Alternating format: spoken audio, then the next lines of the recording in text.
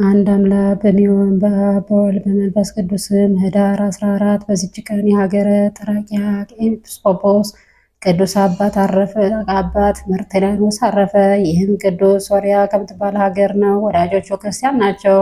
እርሱም በገድል የተጠመደ ተጋዳይ ነው። አርያሳውያንም የሚቃወሟቸው ካዲያን የሚሏቸው አውግዞም የሚያሳድዷቸው ሆነ።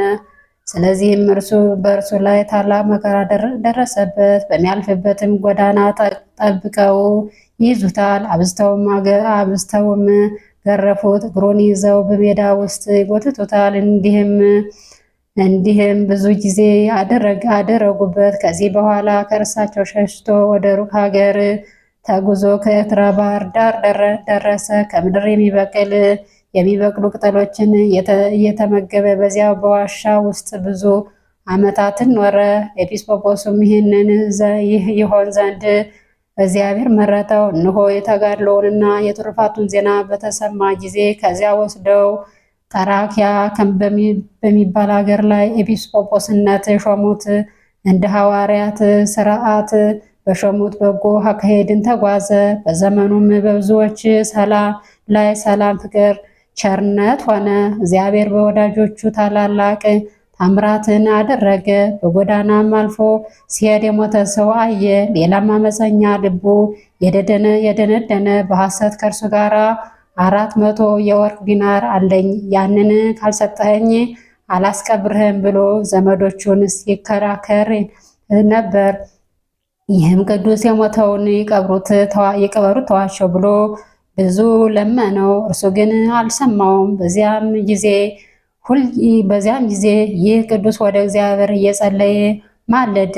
ያን ጊዜ የሞተው ሰው ተነስቶ ምን ዕዳ እንደሌለበት ተናገረ። ከዚህም በኋላ ቅዱስ መርትሊያኖስ ያንን አመፀኛ ሰው ፊት እንዲህ አለው፣ ለምን በሐሰት ተናገርክ? የተሰወረውን የሚያውቅ እግዚአብሔርን አትፈራውምን? በዚህም ጊዜ ያ አመፀኛ ሞተ። ከሞት የተነሳ ግን በሰላም ወደ ቤቱ ገባ። ከዚህም በኋላ ይህ ቅዱስ መርትሊያኖስ ብዙ ዘመናትን ኖረ፣ መልካም አገልግሎትን ፈጸመ። እግዚአብሔርንም ደስ አሰኝቶ በሰላም አረፈ። ለእግዚአብሔር ምስጋና ይሁን፣ እኛንም በዚህ አባት ጸሎት ይማረን፣ በረከቱ ከኛ ጋር ትኑር ለዘላለሙ አሜን።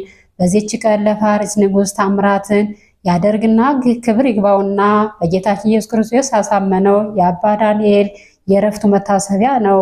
የእምነቱ ምክንያት እንዲህ ነው። ይህ ንጉሥ ጽኑ የሆነ የሆድ በሽታ ታሞ ነበር። ባለመድኃኒቶችም ሊያድኑት አልቻሉም። ንጉሥም ከማለዱ የሚመግበው አብሮት የሚኖር እስረኛ ሰው ነበር። ንጉሥም እንዲህ አለው፣ የአንተ ከኔ ጋር መኖር ጥቅሙ ምንድን ነው? ከዚህ በሽታ ካልፈወስከኝ እገድልሃለሁ።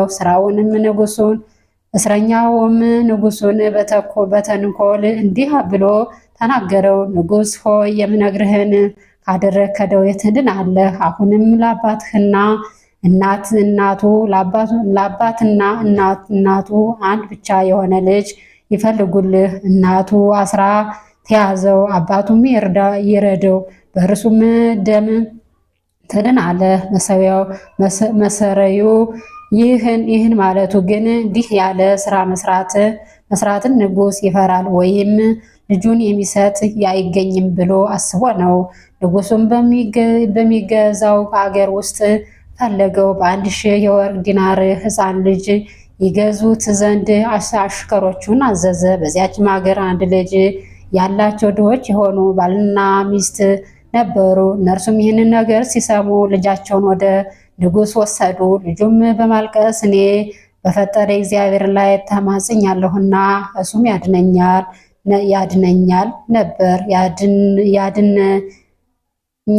ይል ነበር። እናቱም አጥብቃ አሰረችው። አባቱም ሊያርደው በንጉሱ ፊት ሾተሉን መዘዘ። በዚያም ጊዜ ሕፃኑ ዓይኖቹን ወደ ሰማይ ቀና አድርጎ ወደ እግዚአብሔር በልቡ ሲጸልይ ከንፈሮቹን አንቀሳቀሰ።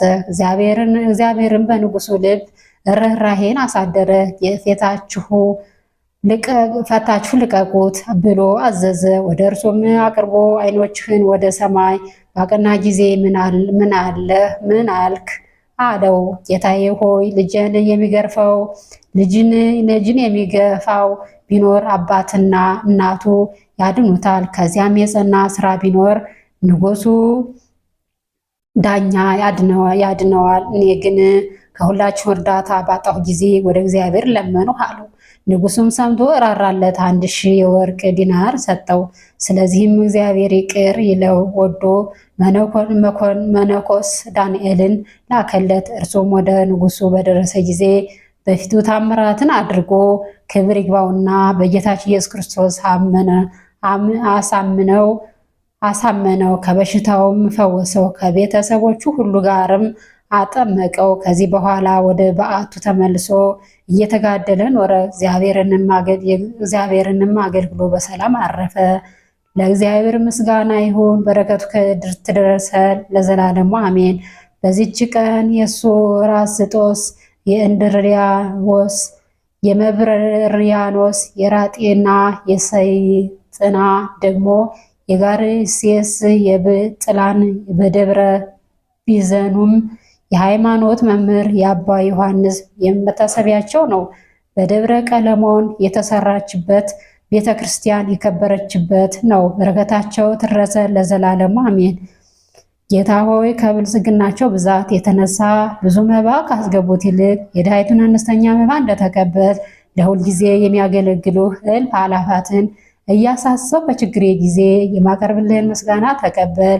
እናንተም ቅዱሳን ነቢያት፣ የወንጌልን ሰባኪያን ሐዋርያት፣ ሰማዕታት እና ጻድቃን፣ ትጉሃን መላእክት፣ ፍጹማን ደናግል እንዲሁም ደጋጎች መነኮሳት ሆይ ልጅ አዋቂ ሳትለይ የምንሰበስባትን የጉባኤ ቦታ ባርኮ ይህንን መጽሐፍ ወረቀት አዘጋጅቶ ብራና ደምጦ የጻፈውን ያጻፈውን ከግዕዝ ወደ አማርኛ የተረጎመውን ቃለ ንባቡን በእርጋታ መንፈስና በተመስጦ ሕሊና ያዳመጠ በደለኛን ሁሉ የምታስምር የጌታ እናቱ በማርያም ጸሎት ኢየሱስ ክርስቶስ በአንድነት ይማረን ለዘላለሙ አሜን።